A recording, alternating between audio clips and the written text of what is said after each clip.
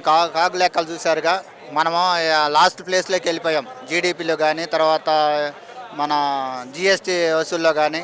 మరి కొనుగోలు శక్తి పెరిగితే ఫస్ట్ సెకండ్ పోనీ 5-6 ప్లేస్లన్నా ఉండాలిగా.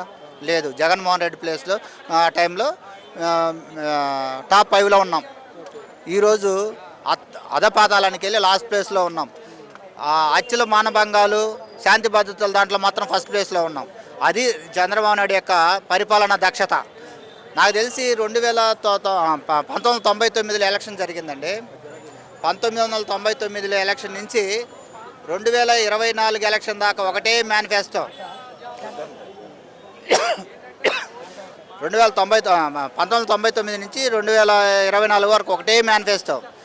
అయ్యే మేనిఫెస్టో ఏం మానదు, కానీ హామీలో ఆశ చూపించి ప్రజలు మభ్యపెట్టి ఓట్లు వేయించుకోవడం, తర్వాత ప్రజలకు పంగనామాలను పెట్టడం తప్ప చంద్రబాబు నాయుడు పరిపాలన దక్షత అంటూ అసలు ఏమీ లేదు.